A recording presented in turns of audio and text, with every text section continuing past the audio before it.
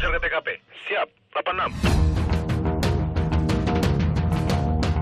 Sore ini, di akhir pekan menjelang weekend, saya bersama rekan saya Bribda Putu melaksanakan patroli di seputaran Tol Jagorawi.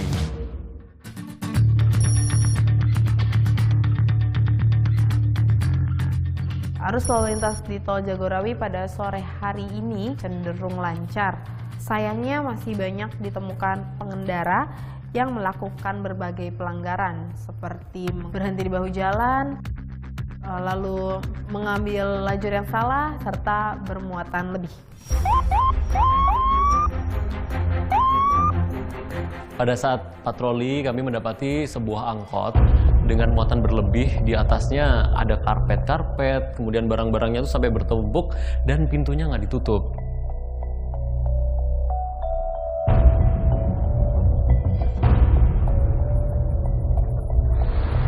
Selamat siang, Bapak. Iya, Pak. Bapak mau kemana? Bubur, Pak. Di Bubur. Kenapa? Bawa Lebih tinggi terus pintunya nggak ditutup, bahaya itu Pak. Ya, kuat. Loh iya, kan namanya kendaraan ada batas muatan. Bapak boleh turun dulu.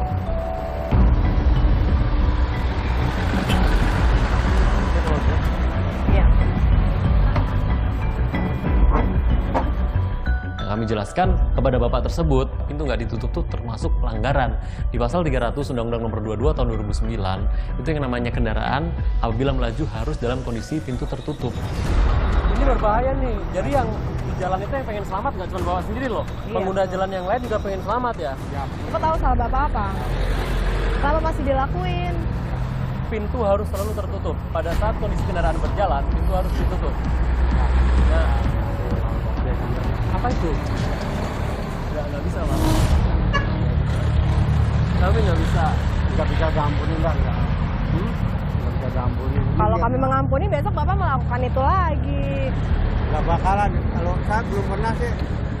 Awalnya Bapak ini minta untuk diampuni, padahal saya juga kurang mengerti maksud diampuninya itu seperti apa. Namun kami sebagai aparat kepolisian tetap memberikan tindakan tegas, yaitu berupa tilang. Segera ya nanti ini, Bapak udah tahu sidangnya. Sidangnya tanggal 16 bulan 10 ya. 16 Oktober. Di Pengadilan Negeri Jakarta Timur. Ya. Saya heran padahal pintu terbuka saat berada di jalan tol itu merupakan sesuatu yang berbahaya. Namun terlihat dari wajah penumpang dan supirnya terlihat sangat santai. Ini jendelanya juga nggak ada ya? Ya, tutup.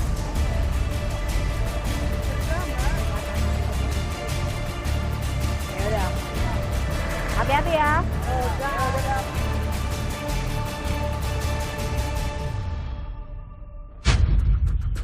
Kemudian saya melanjutkan patroli bersama rekan saya dan mendapati pelanggaran yang sama. Sebuah mobil bak terbuka memuat muatan berlebih sampai melebihi tinggi kendaraan tersebut.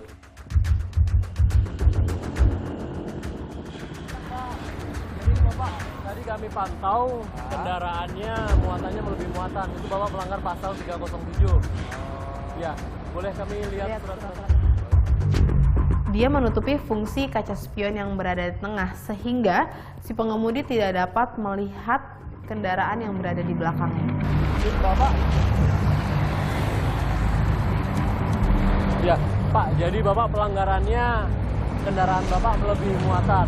Berarti Bapak tidak bisa melihat belakang dari kaca spion tengah. Karena kan muatannya lebih tinggi nih. Kalau kiri kanan sih kelihatan. Ya, tengah. Makanya gunanya spion di tengah kan ada. Ya kan? Udah tahu ya, kesalahannya di mana?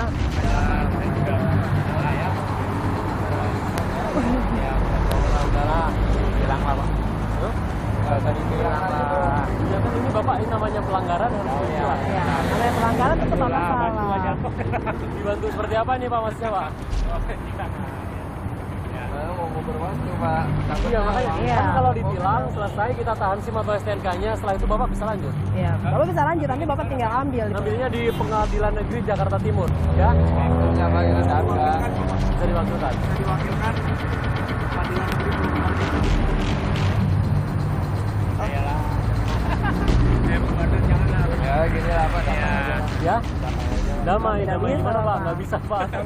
Saya sangat miris ya lihatnya. Jadi ternyata masyarakat masih menganggap hal itu hal biasa. Dengan ada pelanggaran, kemudian mau nyuap polisi, dan menganggap selesai. Silakan dibuka. Hati-hati ya. Hati-hati ya Bapak. Tahu pengamannya dipakai ya. Bapak, hati-hati ya Pak, kaki udah sembuh.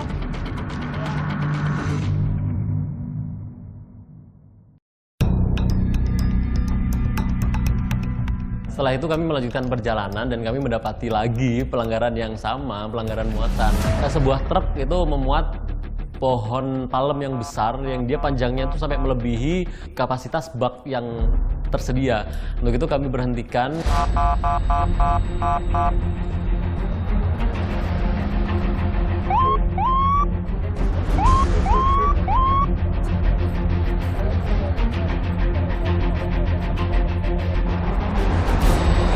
Iya Bapak. Bapak tahu pelanggaran Bapak apa? Kurang tahu Pak. Oh iya, ini Bapak kelebihan muatan Pak. Ini udah lebih. Iya, kendaraan Bapak kelebihan muatan. Tunjukkan SIM Ya, STNK-nya. boleh saya periksa surat-suratnya Bapak?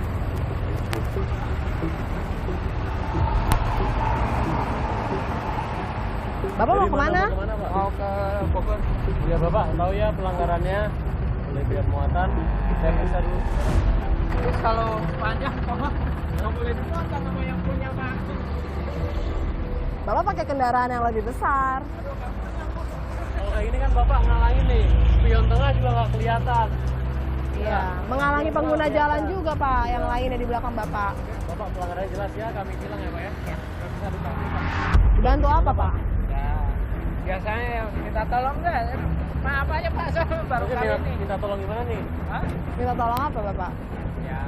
Ya biasanya sih minta tolong bisa. Ya maaf aja, saya numpang lewat tuh. Iya. Saya kita naik. Biasanya bantu sidang lah. Dibantu sidang. Dibantu sidang itu berarti kita yang datengin sidang. Enggak, kita di sini aja. Sidang di sini. Nggak ada Pak sidang di sini. Iya, Bapak sidangnya nanti ke Pengadilan Negeri Jakarta Timur ya. Dan beberapa saat kemudian dia salah tingkah, merasa kaget. Pengadilan Negeri Pulau Gebang Bapak. Karena itu lagi kayak yang di TV, net TV itu 86. Saudaranya 86 lah. Mana ada kamera? Ya itu. Bapak fokus Pak, jadi kita nggak usah kemana-mana. Fokusnya Bapak pelanggarannya jelas, jadi kami Jelas tilang ya, ya. Pak, ya? Bener ini. Kenapa Bapak? Ya. Ya. Ya. Bapak, Pak Munaji ya Pak ya? Udah 2 kali dong kena di net TV. 2 kali. Bapak sering melakukan pelanggaran ya? Bapak. Pelanggaran yang sama juga?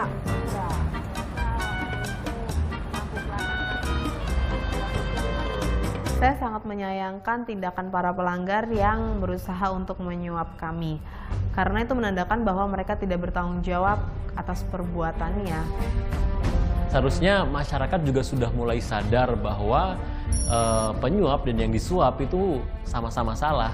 Jadi jangan berusaha untuk menutupi ataupun mengalihkan pelanggaran dengan menyuap polisi. Jika mereka tidak mau ditilang, maka mereka harus taat berlalu lintas serta memahami aturan-aturan lalu lintas yang berlaku.